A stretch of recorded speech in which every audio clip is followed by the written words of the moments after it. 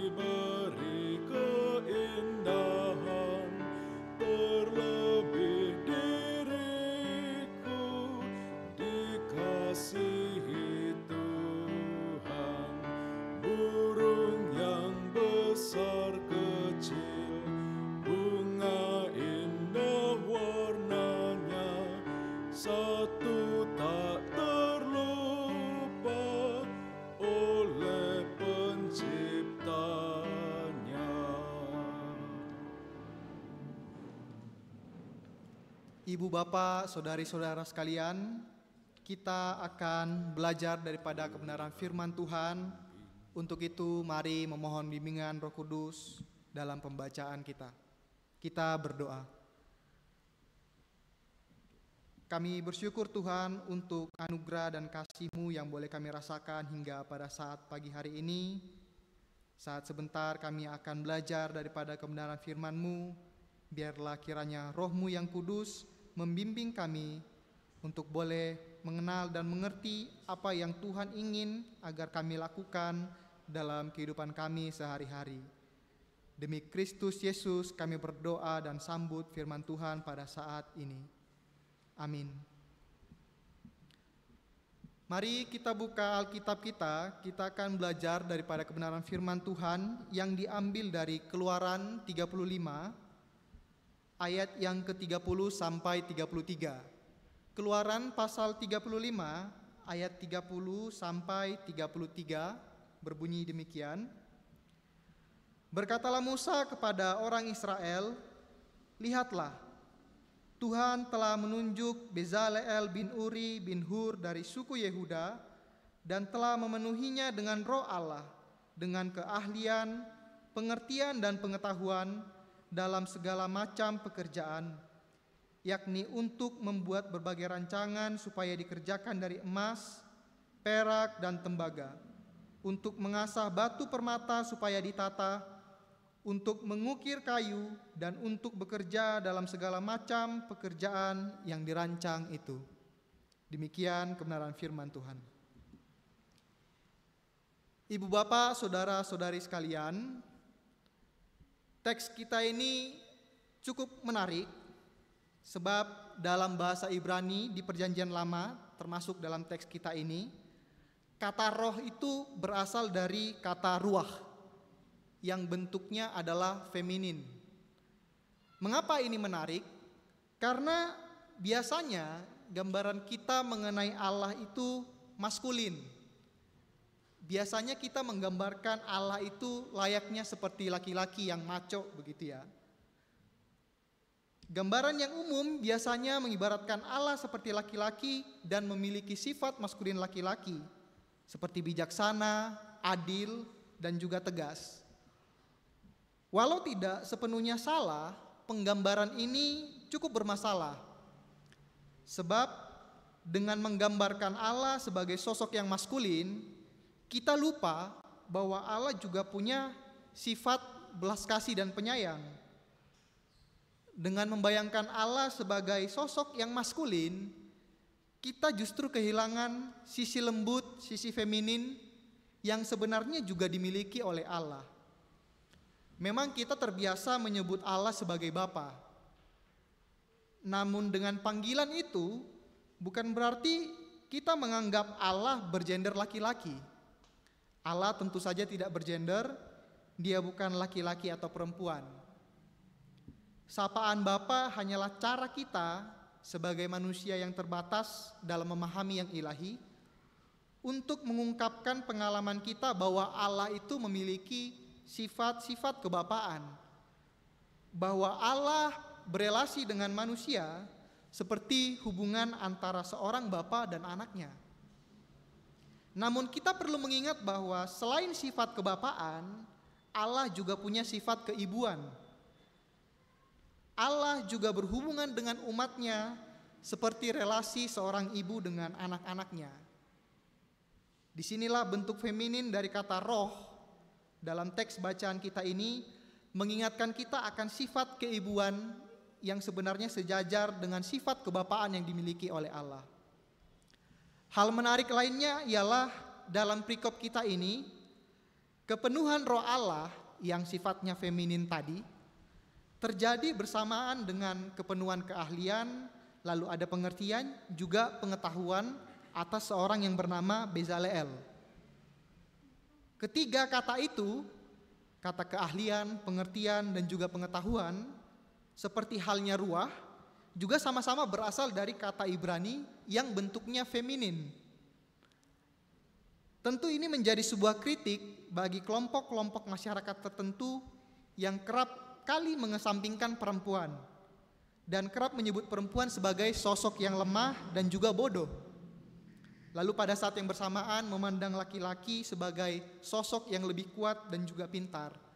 Katanya kemajuan peradaban dan ilmu pengetahuan merupakan kontribusi laki-laki, nggak ada peran perempuan di sana.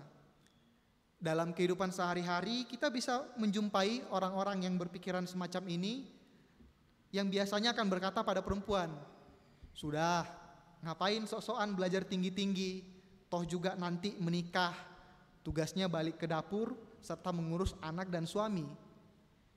Nah, teks ini menegur pandangan tersebut dengan mengatakan bahwa justru dari yang feminin pengetahuan itu berasal. Maka pelajaran yang bisa kita petik ialah kita tetap dapat menyebut Allah sebagai Bapa sambil mengingat dua hal yang penting. Yang pertama, penyebutan Allah sebagai Bapa bukan merujuk pada gender Allah, karena dia bukan laki-laki dan juga bukan perempuan. Kemudian, penyebutan Allah sebagai Bapa, sapaan kita kepada Allah sebagai Bapa, tidak ditujukan untuk membentrokkan antara sifat kebapaan maupun sifat keibuan yang sama-sama dimiliki oleh Allah. Penyebutan sapaan Bapa ini tidak bermaksud untuk membenturkan antara sifat maskulin dan juga sifat feminin. Keduanya sama-sama baik dan sama-sama dimiliki oleh Allah. Dalam studi saya di Fakultas Teologi, seorang dosen memperkenalkan sebuah istilah yang unik dalam menyapa Allah. Dia menyebut Allah sebagai Allah Bapa yang penuh keibuan atau Allah yang rahimi. Dalam arti biasa, kata roh dalam perjanjian lama itu bisa berarti angin atau udara. Namun ketika kata roh disandingkan dengan kata Allah, maka kata roh itu merujuk pada nafas. Bukan nafas dalam pengertian udara yang keluar masuk lewat hidung dan mulut ya, tetapi nafas dalam pengertian prinsip hidup, yakni daya kehidupan atau bahkan kehidupan Allah itu sendiri secara fisik maupun spiritual. Untuk lebih memudahkan pemahaman mengenai nafas sebagai daya kehidupan, kita misalnya bisa berkaca pada diri kita sendiri. Kalau kita masih hidup, itu artinya daya kehidupan kita itu masih berdiam dalam diri kita. Tetapi kalau misalkan nantinya kita mati, itu artinya daya kehidupan itu sudah tidak ada lagi dalam diri kita. Seperti yang kita baca dalam teks ini, roh Allah itu bisa menghinggapi atau merasuk ke dalam diri manusia. Nah, orang yang dihinggapi atau dirasuki oleh Roh Allah ini akan mengalami yang namanya kepenuhan Roh Allah atau dipenuhi oleh Roh Allah. Kalau misalkan itu terjadi, PL mencatat ada berbagai macam hal yang mungkin akan terjadi berikutnya. Misalnya kalau misalkan kita lihat dalam Alkitab kita Perjanjian Lama ada kisah Yusuf. Yusuf karena kepenuhan Roh Allah, dia mampu menafsirkan mimpi Firaun tentang kelaparan yang akan melanda seluruh Mesir. Bahkan dia memberikan sebuah usulan kebijakan untuk menjadi solusi konkret dalam rangka mengatasi persoalan kelaparan itu. Ada juga dalam Perjanjian Lama yang namanya Bileam. Bileam ini seorang yang terkenal karena setiap ucapannya, entah itu berupa berkat atau kutuk, ketika ditujukan kepada orang lain, maka itu bisa benar-benar terjadi. Jadi lucu juga ya kalau si Bileam ini misalnya misu-misu lalu menyumpahi orang dengan berkata, kusumpahin kau dapat sial. Nah, kata-kata buruknya itu bisa betulan kejadian.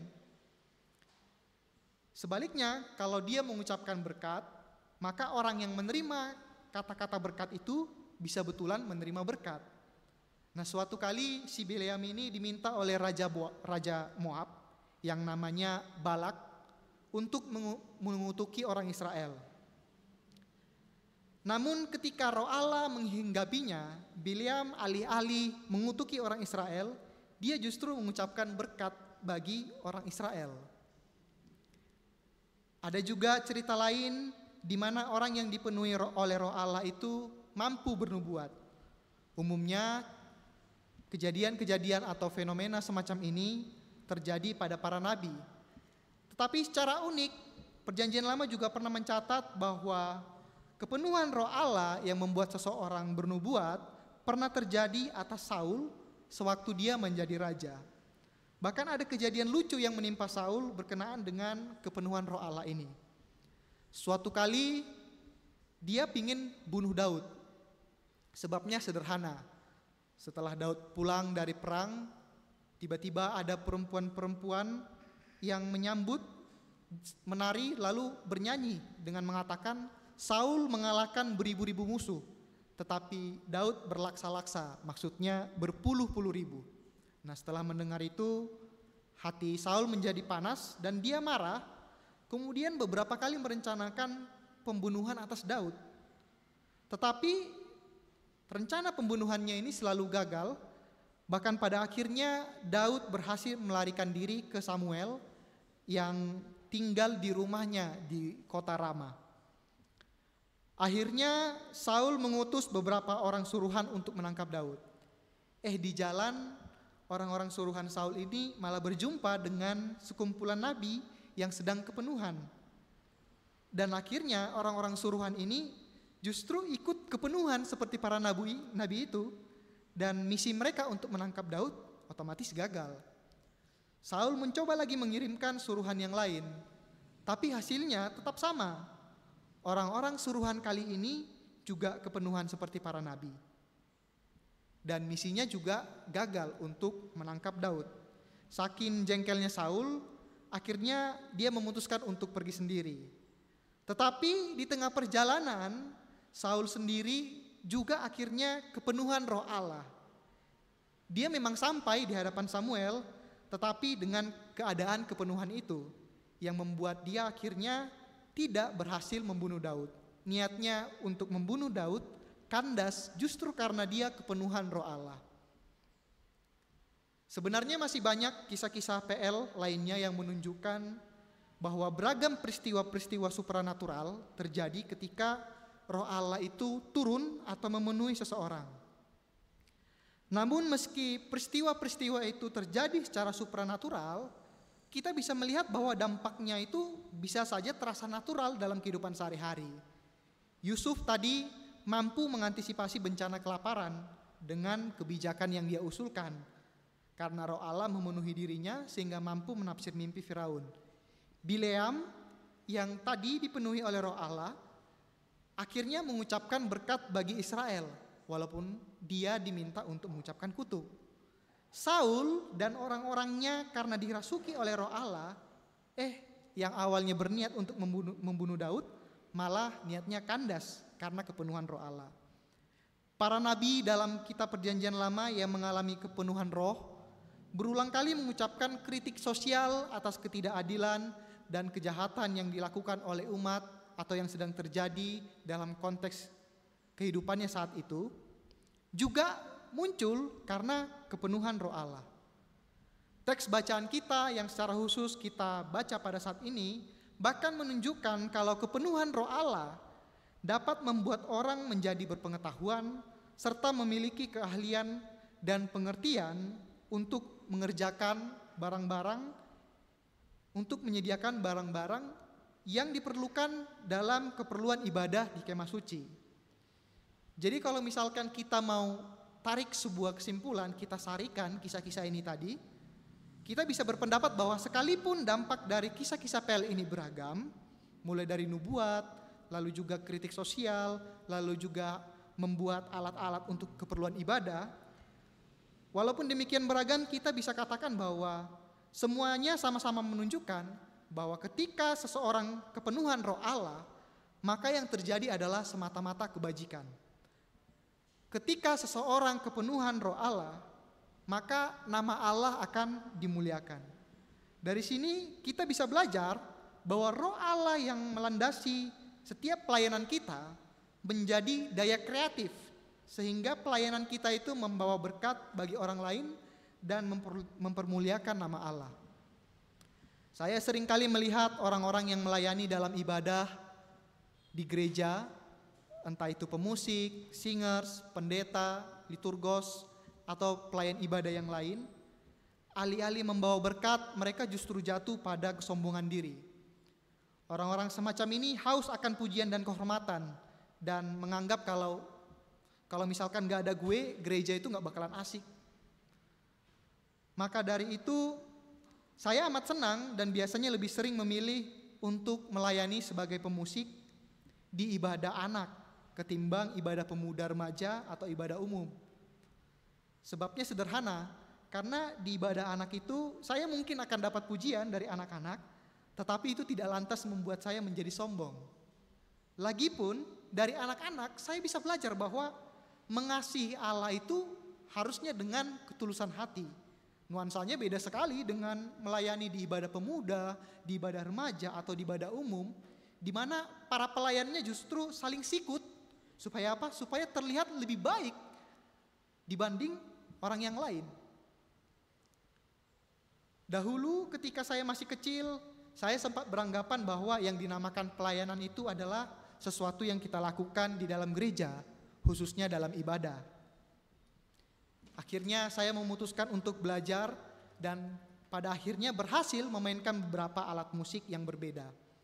Seiring bertambahnya usia saya dan juga pengalaman saya makin sadar bahwa pelayanan ternyata bukan saja mencakup ibadah di gereja, tetapi juga mencakup kegiatan-kegiatan rohani yang saya lakukan misalnya di rumah, seperti berdoa, membaca Alkitab, berpuasa dan lain sebagainya. Lalu berlanjut ketika pemahaman saya makin bertambah, saya kembali belajar bahwa pelayanan ternyata juga tidak terbatas pada pelayanan di ibadah gereja atau kegiatan-kegiatan rohani. Bukan berarti pelayanan di ibadah gereja atau kegiatan-kegiatan rohani yang saya sebutkan tadi nggak penting.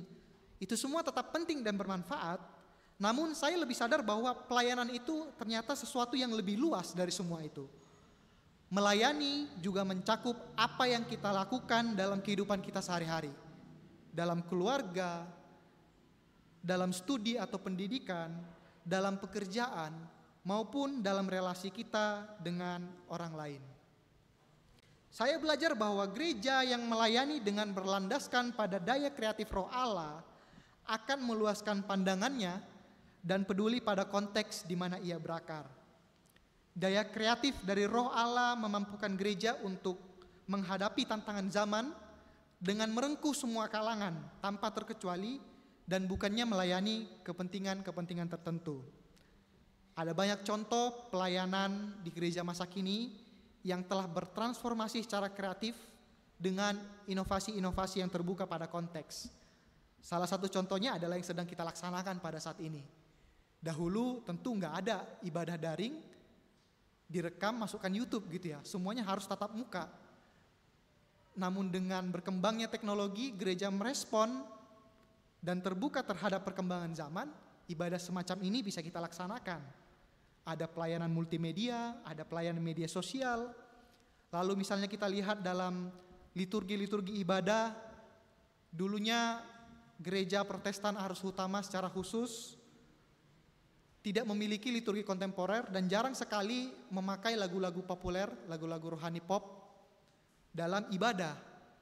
Tapi kini kita bisa lihat bahwa ibadah-ibadah di gereja sudah mulai disertai dengan lagu-lagu pop rohani, tentu dengan penyesuaian liturgi yang sesuai dengan tradisinya. Saya juga tahu misalnya GKJ pada awalnya tidak melaksanakan perjamuan kudus bagi anak-anak. Namun setelah itu muncul pemikiran bahwa anak-anak juga layak untuk mendapat bagian dalam perjamuan. Pada akhirnya setelah bergulat sekian lama, muncul inisiasi untuk melaksanakan perjamuan kudus bagi anak-anak, kendati mungkin masih dalam proses pelaksanaannya. Apa yang dimaksud dengan merengkuh semua kalangan? Ketika kita melayani dengan berlandaskan pada daya kreatif Allah, roh Allah, yang terpenting adalah mendengar suara kalangan itu. Kadang-kadang tanpa menanyai yang bersangkutan secara langsung, orang terlalu cepat menyimpulkan bahwa anak muda itu malas ke gereja karena lagu-lagunya sudah jadul. Akhirnya dibuatlah ibadah kontemporer. Ternyata gedung gereja, gedung ibadah juga masih sepi anak-anak muda.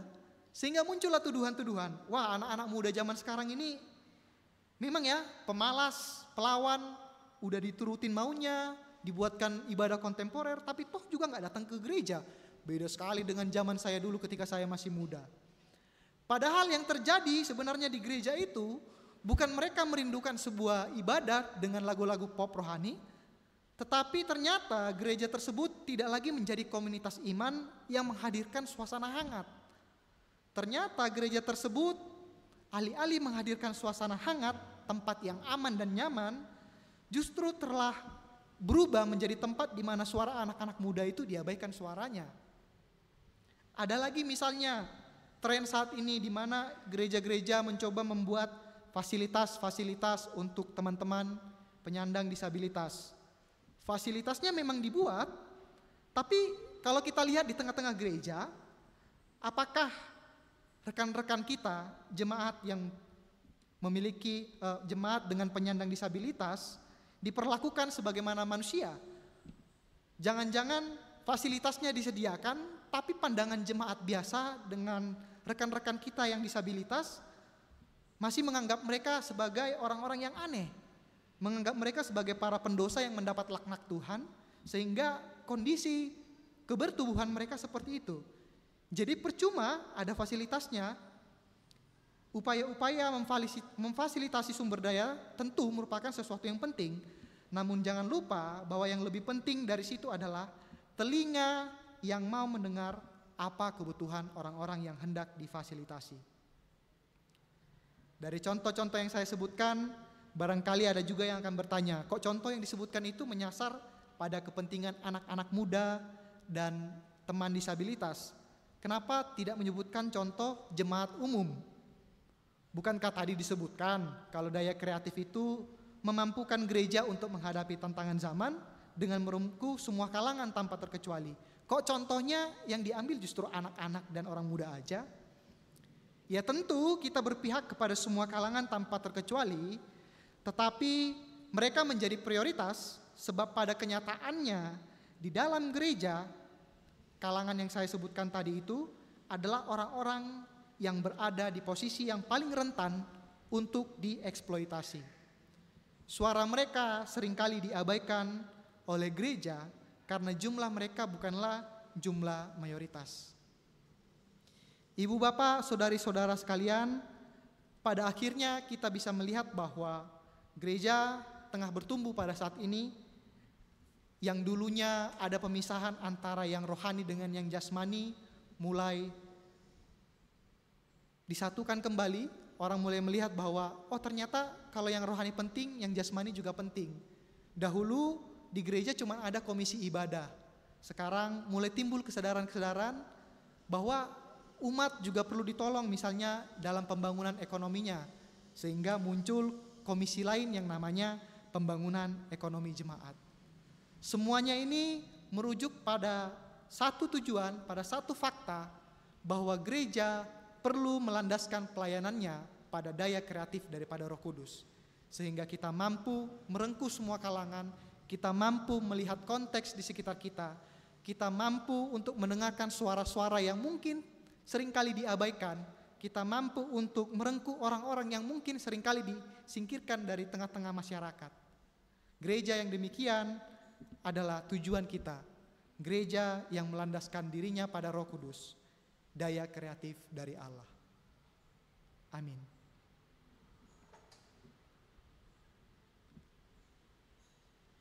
Kita akan menaikkan doa syafaat kita. Bersama-sama mari kita berdoa.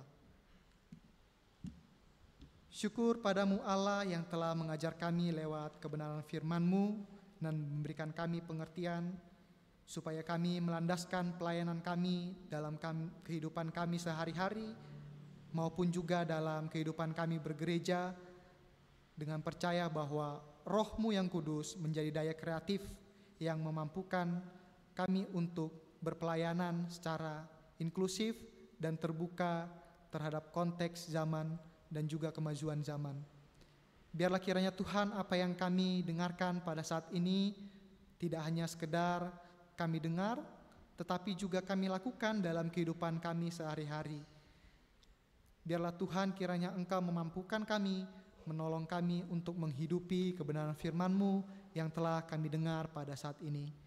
Kami berdoa untuk orang-orang yang mungkin dikucilkan dari tengah-tengah masyarakat, mereka yang hidupnya secara strata sosial diabaikan di tengah-tengah masyarakat, supaya kiranya Tuhan berkenan untuk memperhatikan mereka dan menjadikan kami mitra supaya kami juga boleh memperhatikan, boleh peduli terhadap mereka. Tuhan, kami berdoa secara khusus untuk GKJ Dayu dengan segala program-program yang ada, biarlah kiranya Engkau yang melancarkan, biarlah kiranya Engkau yang menolong, biarlah kiranya Engkau yang memperlengkapi. Berkati setiap pendeta yang melayani, berkati majelis yang melayani, berkati jemaat-Mu, anak-anak Tuhan, mulai dari yang terkecil hingga yang terbesar, mulai dari yang termuda hingga yang tertua. Semua kami ada dalam naungan kasih Tuhan. Semua kami merasakan berkat yang daripada Tuhan. Biarlah kiranya anugerah-Mu senantiasa melingkupi kami, sehingga kami boleh merasakan sukacita yang daripada Tuhan, dan kami boleh melayani dengan penuh kerendahan hati untuk hormat kemuliaan bagi nama-Mu. Biarlah kiranya Tuhan, Engkau saja yang menyertai kami hari lepas hari dan memberikan kami senantiasa pengertian. Dalam nama Yesus Kristus kami berdoa, yang telah mengajar kami berdoa, Bapa kami. Bapa kami yang di surga, dikuduskanlah nama-Mu, datanglah kerajaan-Mu, jadilah kehendak-Mu di bumi seperti di surga. Berikanlah kami pada hari ini makanan kami yang secukupnya, dan ampunilah kami akan kesalahan kami, seperti kami juga mengampuni orang yang bersalah kepada kami. Dan janganlah membawa kami ke dalam pencobaan, tetapi lepaskanlah kami daripada yang jahat. Karena Engkaulah yang punya kerajaan dan kuasa dan kemuliaan sampai selama-lamanya. Amin.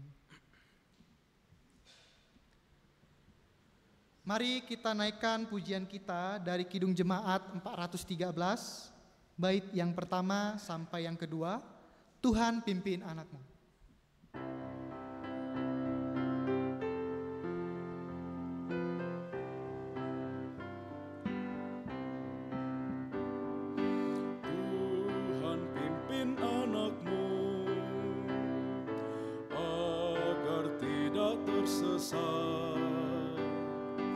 Akan jauhlah seteru bila kau tetap dekat.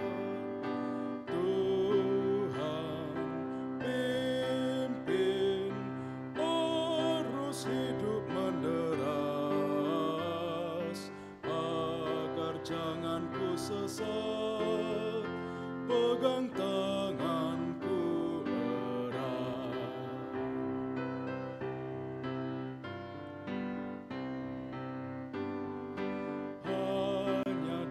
sajalah perlindungan yang teguh. Bila hidup menekan, Kau harapanku penuh. Tuhan, pimpin arus hidup menderas, agar jangan Kau sesat, pegang tanganku erat.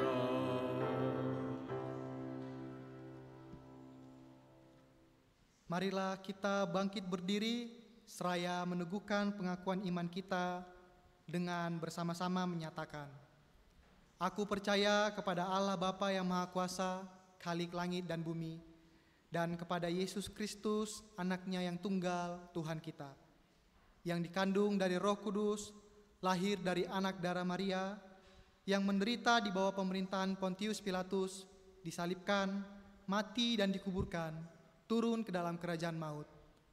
Pada hari yang ketiga, bangkit pula dari antara orang mati, naik ke sorga, duduk di sebelah kanan Allah, Bapa yang Maha Kuasa, dan akan datang dari sana untuk menghakimi orang yang hidup dan yang mati. Aku percaya kepada Roh Kudus, gereja yang kudus dan am, persekutuan orang kudus, pengampunan dosa, kebangkitan daging, dan hidup yang kekal. Kini kita akan mengakhiri persekutuan doa pagi ini dengan komitmen untuk menghidupi firman Tuhan yang telah kita terima ke dalam kehidupan sehari-hari. Mari memohon berkat Tuhan. Kiranya Allah Bapa kita melalui dan bersama anaknya Yesus Kristus hadir dalam rohnya yang kudus dan menyertai kita sekalian sebagai daya kreatif yang melandasi kehidupan dan pelayanan kita setiap hari. Amin.